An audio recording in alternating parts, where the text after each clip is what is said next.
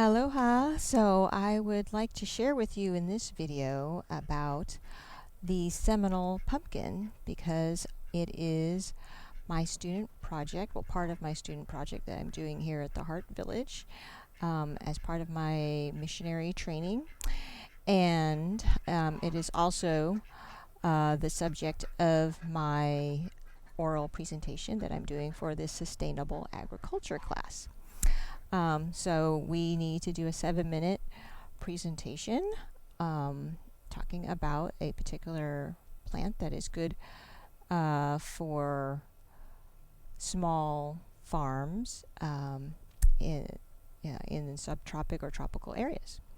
So I figured I would go ahead and kill two birds with one stone, as they say, and share this information with you that I'm gathering anyway.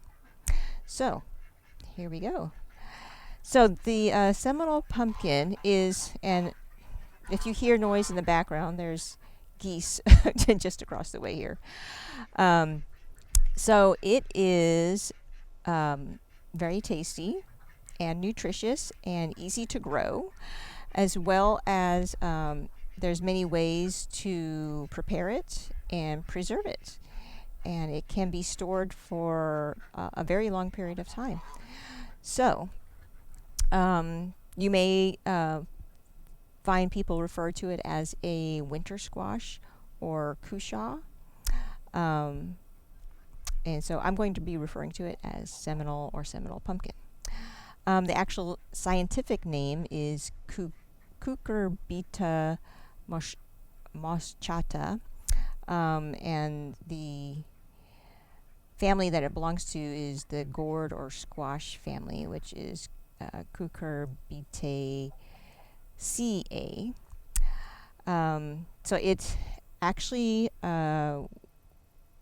was first seen here in Florida when Europeans came to settle the area. The Seminole people, the native people of the area of southwest Gulf region of Florida, actually were growing it as one of their staple crops by trees. And so the vines, which are 25 feet long, go up the tree, climb up the tree, and then the pumpkins are hanging from the tree. So it's really unique. And so you can grow it on the ground. And actually, you can see here that there's one growing in this kind of bushy, grassy area. It was actually planted, I don't know exactly when, but many months ago. And it has not been tended to, and it's still growing. So they say that it actually thrives on neglect. It can grow in sandy soil as long as it's getting water, at least 1 inch of water a week once it's established. But when you're first planting it, you need to plant it with some compost, preferably 2 gallons of compost. So I actually planted some here, so I can show you. So I actually dug a hole 1 foot into the ground, put actually a fish in there to give it long-lasting fertilization, and then the 2 gallons of compost. Kind of mixed it in with the sandy soil that I had dug out, and created little mounds. And you just put the seed in about 1/2 inch to 1 inch below the surface. And in 7 to 12 days, it will sprout. And then you can either let it run along the ground. As it runs along the ground, it will shoot off little roots into the ground. So if one area, say, let's get trampled on or something happens, doesn't get enough water, then the other roots will be able to sustain the plant.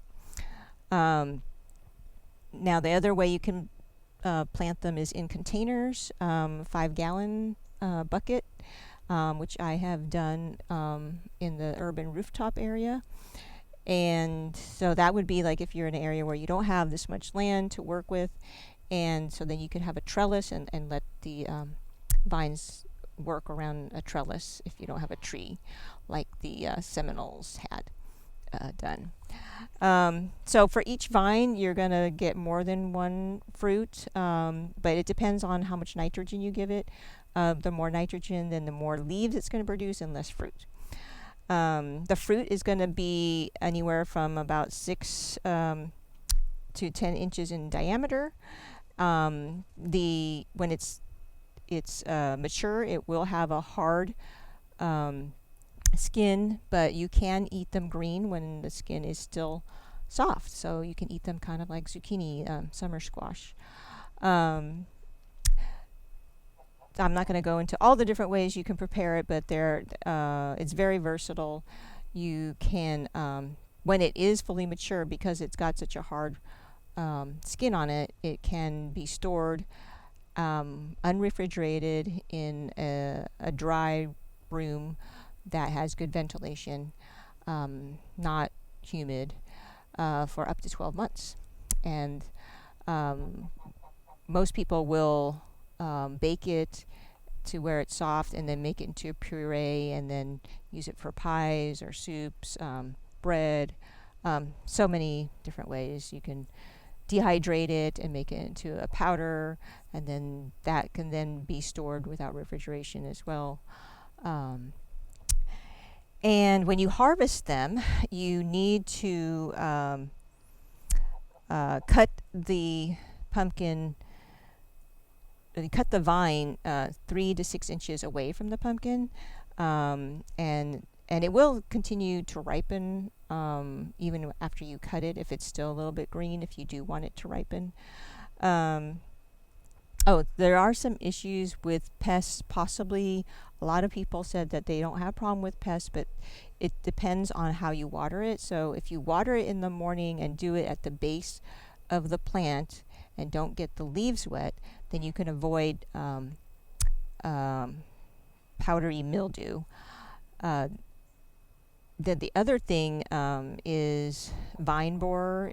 So that's where an insect bores into the vine.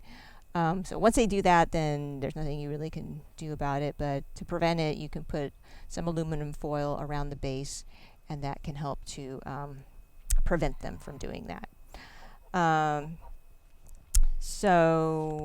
In terms of fertilizing it, you don't need to fertilize it more than twice actually in its lifetime. So once when you first plant it, and then 6 weeks later, then you can fertilize it again.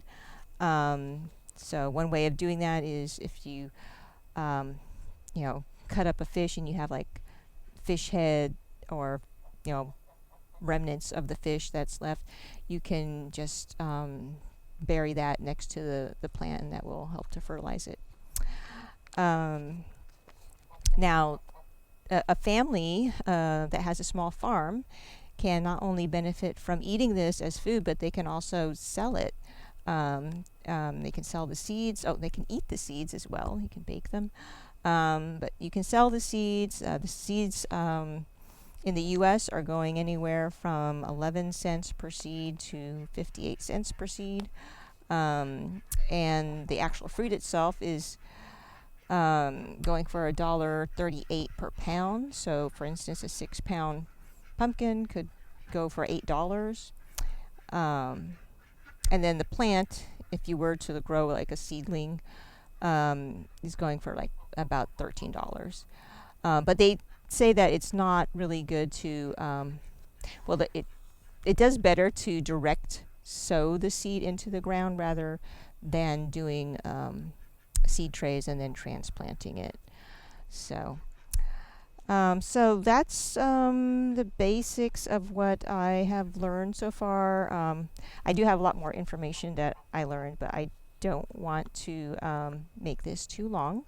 So if you have any questions, it definitely has a lot of nutritional value. Just to kind of touch on a little bit of that. It's very high in beta carotene because the flesh inside is orange.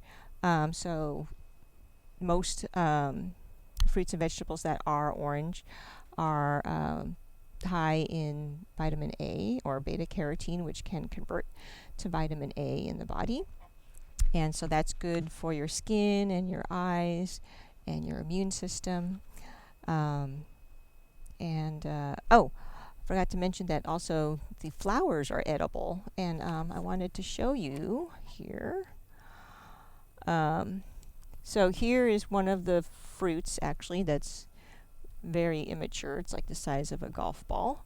And actually, if this doesn't get any bigger, then it may have been that the pollination was incomplete. So there's a male and a female flower, and I know I'm going over, but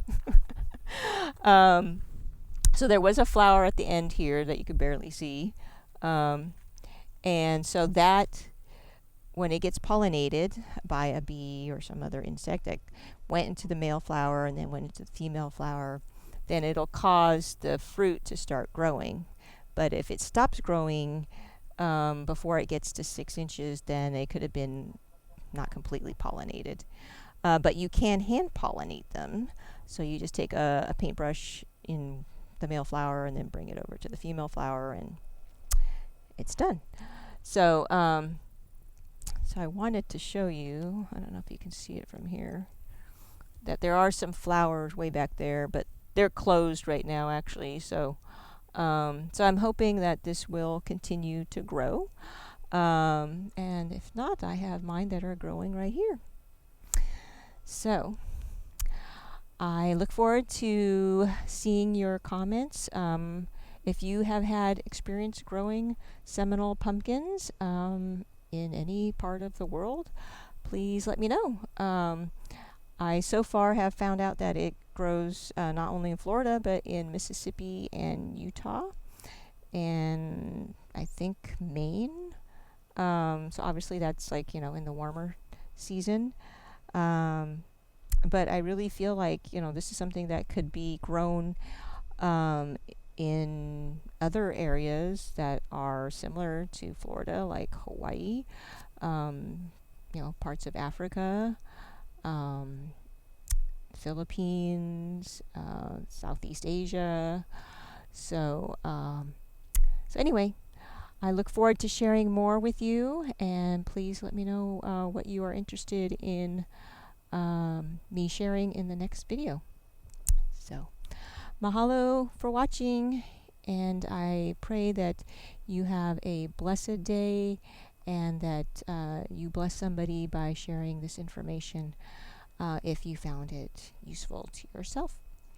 So, see you in the next video.